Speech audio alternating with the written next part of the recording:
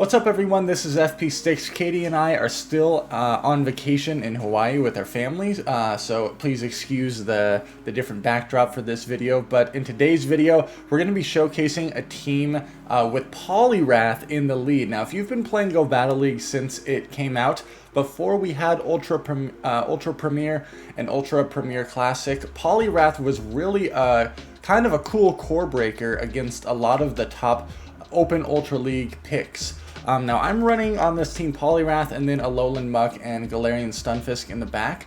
So two Pokemon that help cover POLIWRATH's weakness to Charm as well as Cresselia.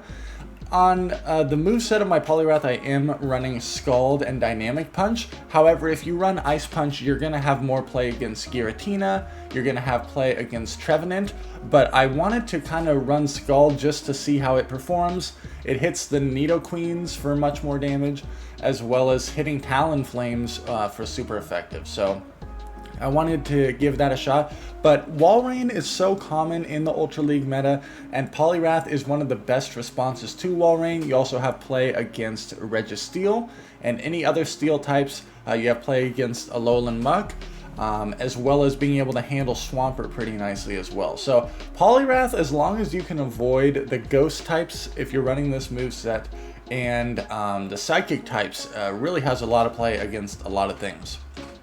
So in this mirror match here with the Alolan Muck, I am running Poison Jab on the Alolan Muck for more fast move pressure if I find myself up against a Charmer. Going to throw the Dark Pulse here, and then I'm able to get to another Dark Pulse before this Alolan Muck is able to get to a move. Out comes that Venusaur once again, and I need to be able to reach a Dark Pulse here. I can't believe I encountered a Venusaur on the first battle of me running POLIWRATH. I was super surprised by this. And unfortunately, this is a prime example where, because I don't have Ice Punch, I was one mud shot away from potentially getting to an Ice Punch and flip that matchup. So, not having Ice Punch lost the game for me here, but very, very close game nonetheless, despite leading into a Venusaur, which honestly I have not encountered too frequently. Okay, Typhlosion in the lead. Scald is very, very nice here. Out comes a Gyarados. Again, I don't have Ice Punch, so I'm going to throw Scald. I couldn't remember if Scald or Dynamic Punch was more energy efficient. They're both single resisted here, but I do in fact get the attack drop on this Gyarados, which is really nice for me. I can safely bring out my G-Fisk here, and I want to make sure that I leave this matchup with some stored energy to threaten that Typhlosion, because I already anticipate that the Typhlosion is going to be coming out and trying to farm me down. Now, I really don't want to get hit by another Aqua Tail, so I will throw another Rock Slide. And because it's Dragon Breath, their fast move is doing hardly anything. Out comes the Typhlosion. And I'm going to throw the Earthquake here, thinking that I would only get to one move, but this is a huge mistake. I actually end up surviving that next Incinerate. I could have gotten to 2 Rock Slides, but bad call on my part. Now, they have a lot of energy. I know Typhlosion has Solar Beam, so do correctly shield that up. In the back is Trevenant, and we have everything perfectly aligned so they can seed the game there. Good game. Okay, Registeel in the lead. The thing with Registeel now is that it has access to Zap Cannon, which will hit POLIWRATH for super effective as well. So this matchup gets a little bit scary in the 2 shield, and it's pretty insane that it even gets close in the 2 shield. Registeel is kind of OP and broken in all leagues, especially since they gave it Zap Cannon for coverage, but I'm going to be able to land a Dynamic Punch there. I do have to respect this Zap Cannon. It would do so much damage, and I need to try to get all the shields down here. I'm worried that they might have a Swampert in the back, which would be really devastating for my back line. So I'm going to throw this Dynamic Punch. If they end up shielding, I might eventually make a move into my G-Fisk here. So I'm able to swap into my G-Fisk, and it looks like I ended up catching a Zap Cannon. Out comes a Trevenant, okay? So there's one anti-fighter right there, but I'm thinking they still might potentially have a Swampert in the back to protect them against Talonflame leads. Because of the Zap Cannon debuff, this is pretty devastating for my G-Fisk here. The Rock Slides are doing hardly any damage. And they do throw a Shadow Ball, but I survive. They throw immediately, but luckily we do have a Alolan Muck to easily be able to farm this all the way down. The Registeel is pretty much energy dry because it threw that Zap Cannon on my G-Fisk. So let's see what they're going to opt to bring out. What are they going to bring out? They end up bringing in a Walrein, so they're double weak to Poliwrath. Poliwrath really having a lot of play here. I knew Reggie was energy dry, so I knew that I could safely commit to the farm down, able to get to the Dynamic Punch here. And Earthquake would not even knock out my Poliwrath at this health, so we're able to take that game. Poliwrath really breaking apart the Walrein Regicore there. Another Registeel lead. Let's see how they want to play this. So they go straight into a Dragon Breath Giratina, and this is such a mistake on my part. You need to recognize what fast move the Giratina is running before you make a swap. Because they're running Dragon Breath, this matchup is not as clean cut for the Alolan Muck here, because my fast moves are resisted. They're hitting for neutral damage. So in hindsight, I should have went G-Fisk here. But now I'm thinking, okay, maybe I can just sacrifice the Alolan Muck, get a shield advantage, and then come in and heavily farm down with my G-Fisk. That way, if they bring in their Reggie, I have an energy advantage. And if they reveal their third Pokemon, I still have an energy advantage. So my plan is to fully farm this down and try to leave this matchup with pretty much 100 energy stored. The Dragon Breath definitely adds up over time, but these Shadow Sneaks are not too threatening. They're most likely going to get to one more move right before I'm able to Mud Shot down. That's totally fine. We have a lot of energy stored. Let's see how they want to play this now. So out comes the Registeel. They're trying to burn my energy here. So I'm going to throw this Earthquake. It lands. And in the back is a Cresselia. This is pretty rough for me. I'm going to throw the Earthquake here. This G-Fisk has a lot of work to do. I really need to land an Earthquake on this Cresselia. I shield up the Grass Knot.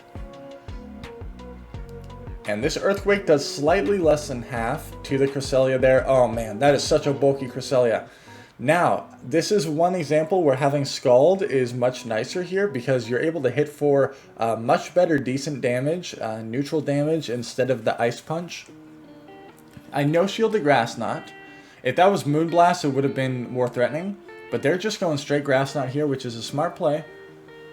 Now I'm wondering if they're going to try to catch on Registeel. They do, so I overfarm. I'm trying to keep track of the Reggie's energy. I need to be able to reach a Scald against that Cresselia. So I throw the Scald immediately. Looks like they're going to CMP tie here. And I'm barely able to Mud Shot down the Cresselia and take that game. Good game. Cresselia was going to be tough in the back. Okay, Blastoise in the lead. Things are looking good for us. Out comes a Pidgeot, and we are able to hard counter this thing with our G-Fisk. They pretty much have to go straight Feather Dance here. Towards the end, they can land a Brave Bird, but they didn't even shield the first move. I was very surprised by this. Typically, if you're the Pidgeot in this scenario and you plan on playing it out, shielding the first move is typically the best play because all these other Rock Slides are going to be debuffed. I already know that they're going to want to bring the Blastoise in and heavily farm down my G-Fisk, so I don't want a lot of health remaining. I will throw this Rock Slide, and then I might even preserve this and go into my Alolan Muck, because I'm thinking that this G-Fisk is going to have some play against whatever they have in the back. So I bring out my Alolan Muck here. And they're opting to stay in. Now I'm getting a little bit worried. And I'm thinking, oh man, is it a Charmer in the back? If it's a Charmer in the back, things are looking rough. Even though I have energy stored on my G-Fisk, it's so low. I am luckily able to get this Dark Pulse off before this Blastoise throws. They're definitely over farming. But they're going to be able to get to 2 moves. I had a feeling that they're going to be able to get to 2 moves here. They're at back-to-back. Very nice energy management on my opponent's end. They swap their Alolan Ninetales, and I'm barely able to get off this Acid Spray. This actually comes in clutch because I'm only going to be able to get 1 Rock Slide off here to burn their shield, and then I'm recognizing that I'm only going to get one more charge move. Earthquake gets stab damage, and it hits for more overall damage than one Rock Slide. Down goes the Alolan Ninetales, and then we're easily going to be able to handle this Blastoise and take the game. Good game there. Giratina lead, really bad for Poliwrath, so I got to get out. I go into the Alolan Muck, and it is met by a Scrafty, but they were kind of slow to the swap. So I'm going to throw Acid Sprays as soon as I get them. I need to drop this Scrafty's defense. They are in turn going to be boosting their attack with Power Up Punch. But my poison jabs are really starting to add up here. Gonna throw another Acid Spray. If I can flip this matchup, that would be great. Now, one question you might have, why do you not safe swap to G-Fisk? And it's because of this matchup right here. If I suspect that there could be a Scrafty in the back, and you swap the G-Fisk in Ultra League, it's pretty devastating for the G-Fisk because the Scrafty can ramp up so much. I'm able to flip switch advantage there and get a Dark Pulse off on this Giratina. So things are looking pretty good here. They're below half health, but they have a Charm A9 in the back. So at this point, I should have recognized, okay, just stay in with G-Fisk and throw some Scalds on the on the Giratina when it comes back in. So I totally misplayed this here. My Poliwrath actually would have had a lot more value against the Giratina, and just keeping my G-Fisk in this matchup for sure would have been the play. Because I need so much energy to threaten that Giratina. I'm farming up as much as possible, but my opponent very smartly no-shields this. They save both shields for the Giratina, and at this point I'm recognizing that, oh man, they played this really well, and there's pretty much nothing I can do to be able to generate enough energy to knock out this Giratina. So they definitely have this. So when they revealed the Alolan Ninetales, I should have stayed in with the G-Fisk and just played that matchup out. That's a very positive matchup for the G-Fisk in Ultra League especially. And then Poliwrath would have been able to, even though Scald is resisted, it'll hit more damage than Dynamic Punch there. Trevenant, not great. So here I might, okay, I'm still going to use the Alolan Muck safe swap. And I bait out a Swampert. So Alolan Muck against Swampert is okay, especially if you can end up taking it to the 2-shield. If you correctly shield up an Earthquake, then this matchup becomes very, very close. So I do shield up the Earthquake. I'm going to bait with an Acid Spray this time and see what they want to do. If they end up no-shielding it, that's a huge call, and I would probably double shield and farm down anyways. If this is another Earthquake, it's worth shielding. So I do shield it up. I really want to try to fight for switch advantage here. Gonna throw another Acid Spray and hope that I can potentially Poison Jab down, but they end up double shielding as well, and they are just barely able to get to this final Earthquake here. I might have even been in Hydro Cannon range at that point, but I'm gonna Mud Shot down with G-Fisk, and out comes the Trevenant. So because I'm not debuffed or anything, I'm hoping that 3 Rock Slides should be enough to knock out this thing. But the Trevenant, the Shadow Balls just hit for way too much damage.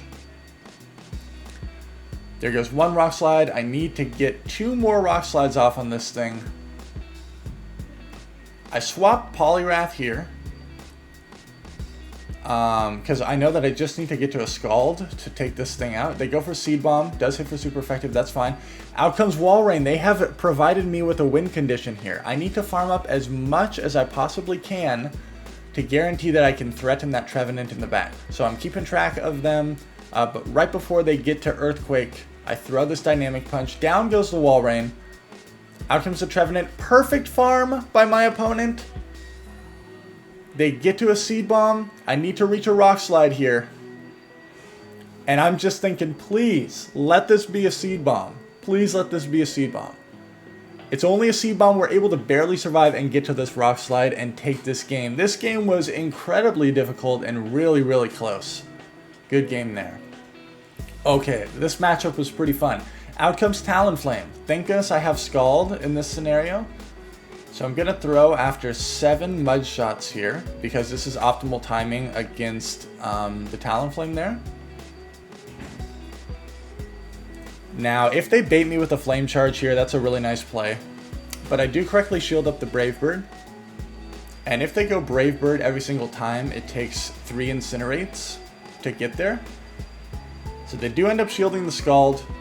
And I had a feeling that they're just going straight Brave Bird here. So I will shield this up. And they bring in a Scrafty. That's totally fine by me. I need to get to 2 Dynamic Punches here. They shield the first. I'm able to get to another one here. And this is going to put it low enough to where my Alolan Muck can most likely Poison Jab this thing down. All they can really do here is ramp up with Power Up Punch, but I'm going to be able to easily farm them down. And then I have energy loaded for whatever they have in the back. My Poliwrath is still fairly healthy. And if I can reach a Dynamic Punch against something late game, that's looking really, really good. They reveal the Walrein, but I don't throw my energy too quickly. They bring out the Talonflame. I'm able to farm that down. I'm now at 2 Dark Pulses against this Shadow Walrein. So I land the first one, going to be able to land the second here. And then I end up trying to catch an Icicle Spear to be fancy on my Poliwrath, but that's okay. They're going to get to this Earthquake. And then I should be able to easily Poison Jab down before they even see my third Pokemon. Poliwrath absolutely went off in that game, handling the Talonflame and the Scrafty. Another Venusaur lead. What in the world? Gonna swap my G-Fisk here. Now this is... I guess one of the few games where I actually ended up swapping G-Fisk because it's the softer counter against Venusaur. They end up bringing out a Greedent, okay? So I'm going to go straight for the Earthquake here. And they end up shielding the big move on the first charge move, so well played to them.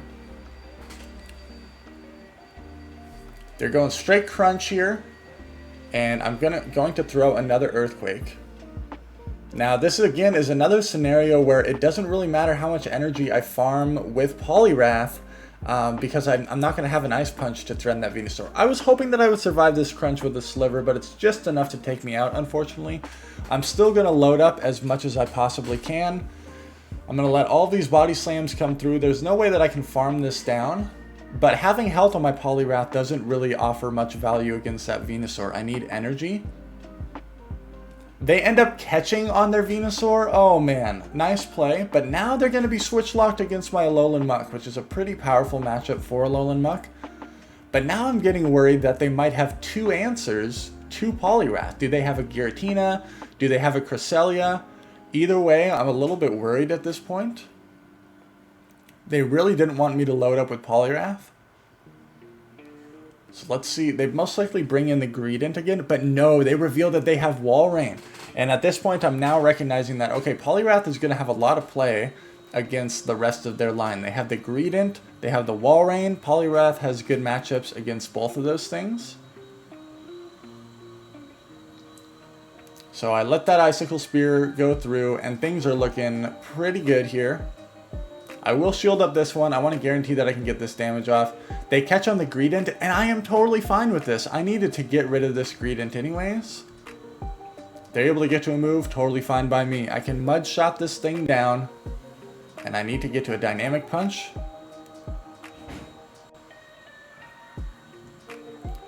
Now, if they Icicle Spear bait me and then reach an Earthquake, then that's how I lose this game. So they're throwing right here, but because I got the Mud Shot through, I know that I can safely get to this Dynamic Punch. So even if this was a CMP tie, which I think it was, I think Poliwrath wins that CMP tie and we're able to take the Walrein. Good game. One more battle in this video. Walrein lead, absolutely wonderful. Out comes a Sirfetch'd. Oh my goodness, this thing is kind of a core breaker. So I will shield up this first move. They reveal Leaf Blaze, so I'm wondering if they're running Leaf Blade Night Slash. If that's the case, I'm going to try to catch a Leaf Blade on this next charge move on my Alolan Muck. So I swap right there, but I noticed that this is not enough energy to be a Brave Bird. So no need to shield it. They only have Night Slash. So ideally, I want to farm up as much health as I can here. I know that they're already planning on most likely bringing out that Walrein and farming me down so they can have an Earthquake loaded for my Poliwrath. But Dark Pulse is enough to take out the Sirfetch'd. Out comes the Walrein once again. Now, one Dynamic Punch does not KO the Walrein, but after all this damage, it definitely will. They end up no-shielding that. And if they try to farm me down, I will get to another move. So they're forced to throw energy here. That's really good for me. My Poliwrath is still very healthy. What do they have in the back? I had a feeling they were going to try to catch. Beautiful catch by my opponent, but this Dynamic Punch actually does enough damage. Oh, I do end up throwing a Scald here, wanting to burn that last shield. Okay. I could have swapped immediately. They end up shielding that. Now all I need to do is get to one Rock Slide, and that's going to be able to KO this Talonflame. I still need to save the shield for my Poliwrath, and I'm able to get to this Rock Slide right before they get to another Flame Charge, thank goodness. Down goes the Talonflame, out comes the Walrein, and I survive an Icicle Spear at this range, so I can safely save my shield for my Poliwrath, and we're looking good. Props to them for going to the Earthquake. They needed that to knock out, but we're going to be able to take this game. Thank you all so much for watching. Make sure to like, comment, and subscribe if you appreciate the content. I got some more Ultra League videos coming up because I know I haven't featured Open Ultra League in a long time on this channel. So thank you all so much for watching, and I'll see you in the next video.